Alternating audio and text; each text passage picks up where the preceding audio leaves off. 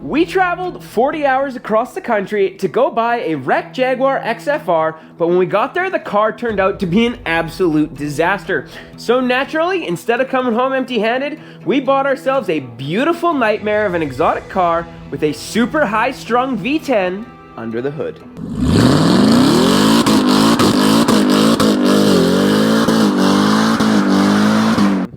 Not sure what we're gonna buy, but in this video, we're gonna buy something. Even I don't know what it's gonna be yet, but we've got a couple options. We still technically might buy the XFR, but by the end of the video, you will know and we will have spent cash on something awesome, exotic, and probably a little stupid.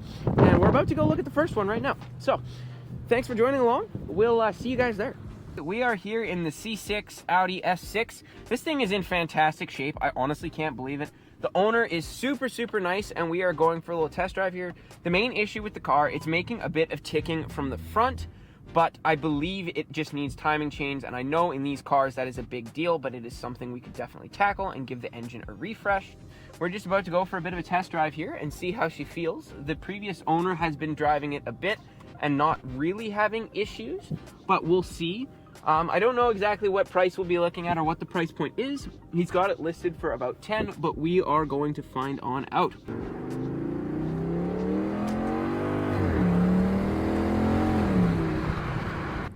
Oh, this thing is so smooth. I'm I will say, even though the engine sounds like it's kind of sort of trying to kill itself, maybe just a little bit, this thing is incredibly smooth, and that can't be argued, that's for sure. I've never seen one of these in person before, but I've never seen one of these listed in this good a shape. Clearly, that was this stock and everything else.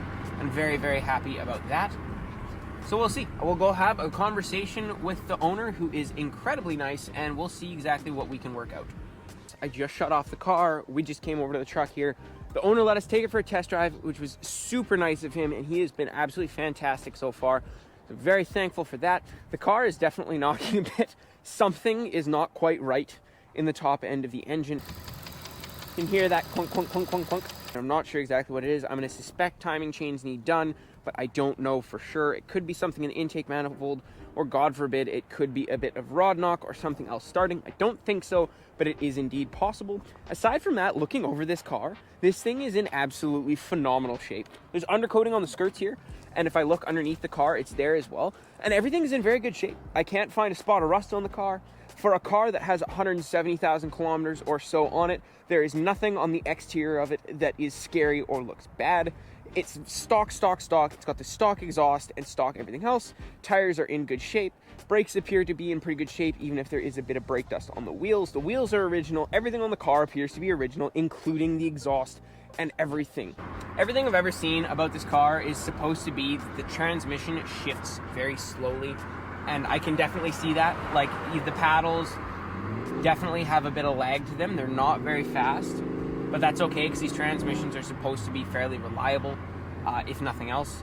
And it drives very smooth, especially if I put it in sport or put it in auto mode instead of using the paddles. It does incredibly well.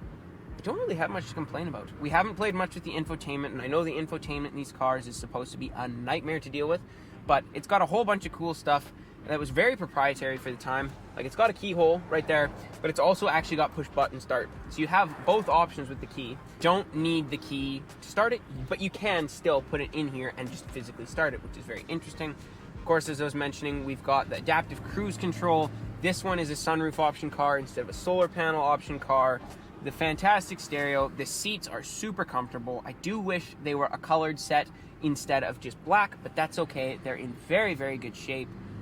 I don't know. I am very impressed with this car. It will come down to price whether we grab this car or not, because I do think we'll be banking on a full engine R&R. Like, we'd be pulling, if we get this car, we'd be taking it home to pull the engine out, do full timing chains, do a full set of seals and gaskets, along with some other things such as the intake manifold. I'm sure will need some attention, and the timing chains, the intake manifold, the timing chains, a lot of gaskets and seals. It will need a carbon clean for sure, if nothing else. Maybe some new bearings in the bottom end and or valves and valve work in the top end. I'm not too sure. It would really depend on what we see once we pulled it apart, but we'd definitely be pulling the engine to give it a full R&R. So I guess, what do you guys think? Let me know in the comments below exactly what you think about it, and I guess you'll find out at the end of the video if this is what we end up taking or not. took it over to the truck, scanned it, and played with my scan tool a bit. And if nothing else, man, thank you so much for letting me drive it. That was very much appreciated.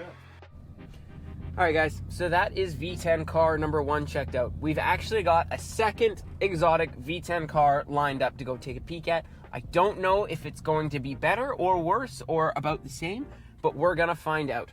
We've got about an hour to drive and go check that thing out. Thank you guys for joining along. We'll catch you guys at the second car. Option 2, second cool V10 car of the day that is an absolute nightmare, I'm sure, but is going to be fantastic. And that's right, it is indeed 2006 BMW M6. Take a little look here. Nice to meet you, man. Jeremy. So here's the car, eh? Looks good. These things look so much better in person than they do in pictures. Like, in pictures, the front end and the rear hips look so weird, but in person, the proportions are much beautiful.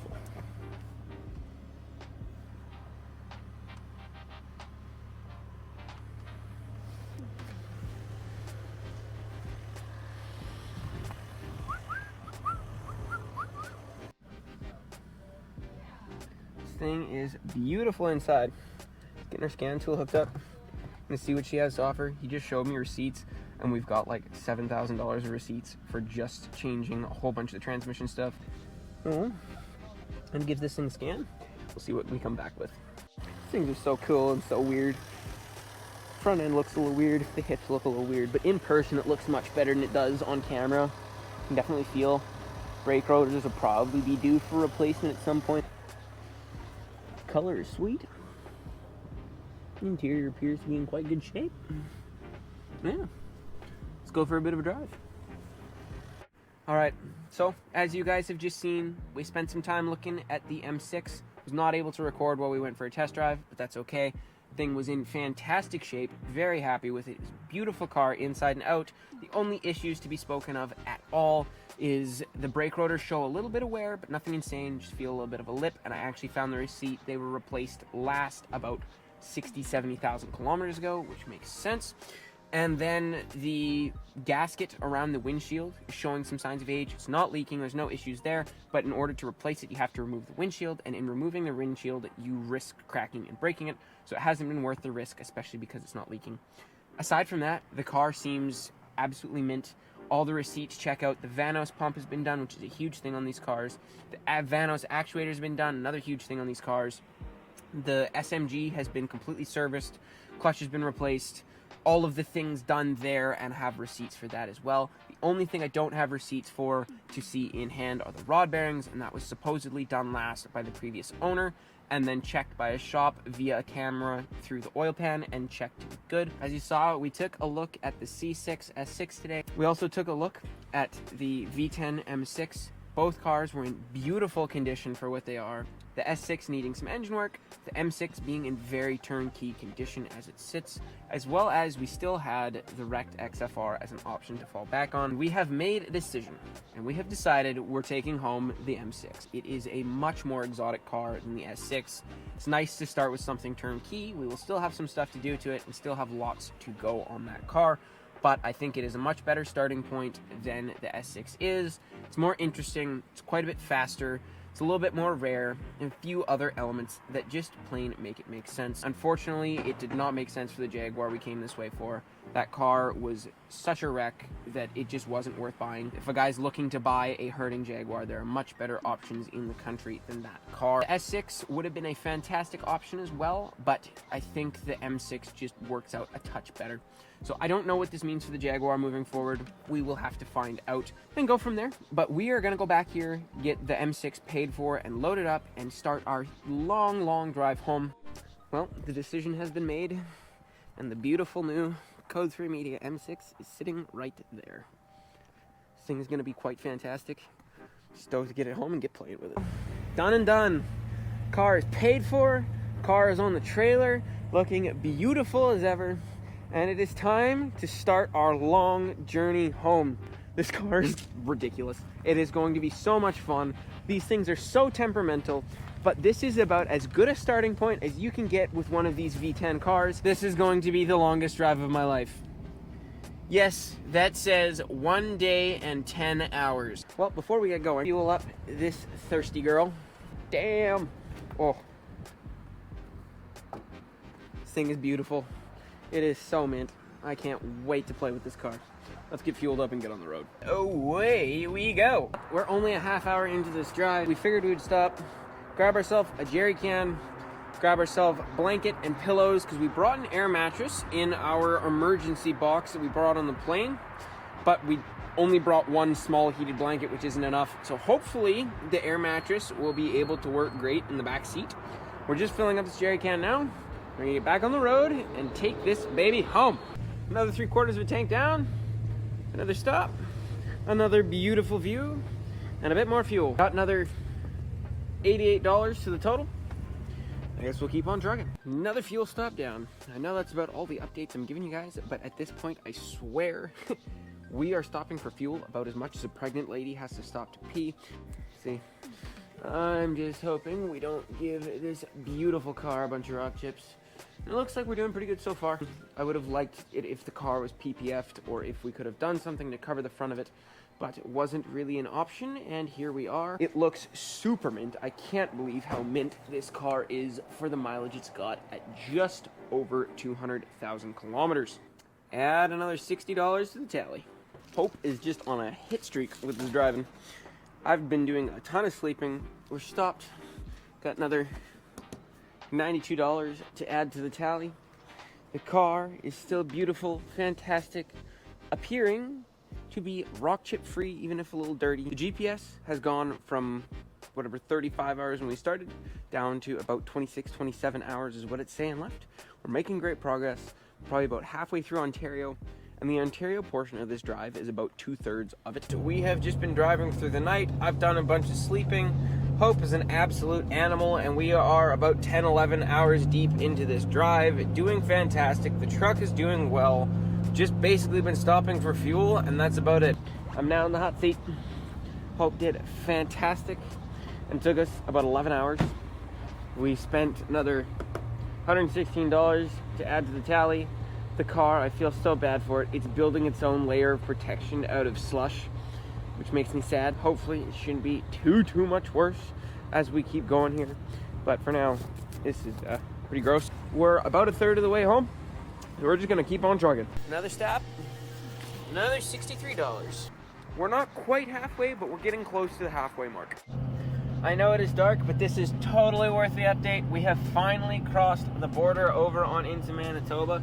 We have just 13 hours of driving left. That puts us home at 6:42 a.m. tomorrow morning with 1,414 kilometers left to go. So, Hope's gonna do a bit of driving.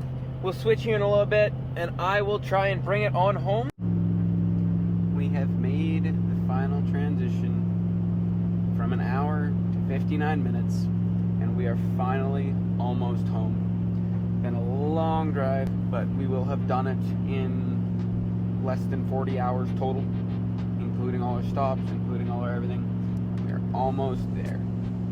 And just like that, 2 nights, 1 day, and a lot of fuel money later, the M6 has made it home happy, healthy, and sound. I'm very glad yesterday morning when we got home, before the weather got much colder and the roads got much grosser, I was able to take the car for a quick little loop, go give it a wash to get all the road salt off of it, and have a little fun seeing what the car has to offer. And I must say that the V10 under the hood, revving to almost 8,500 RPM, is seriously addicting. The car looks beautiful in the driveway next to the Jag, the Cobalt SS, and everything else we've got going on, and I can't wait to make a ton more videos with this car for you guys. Thank you for joining us along this journey. It was absolutely ridiculous and tons of fun, and I can't wait to keep doing more things like it and share it all with you guys. Please, if you enjoyed what you saw today, like, comment, subscribe, hit the bell, all of those things. It means a ton, and I appreciate every one of you. Thank you. We'll catch you guys in the next video. Have a good day.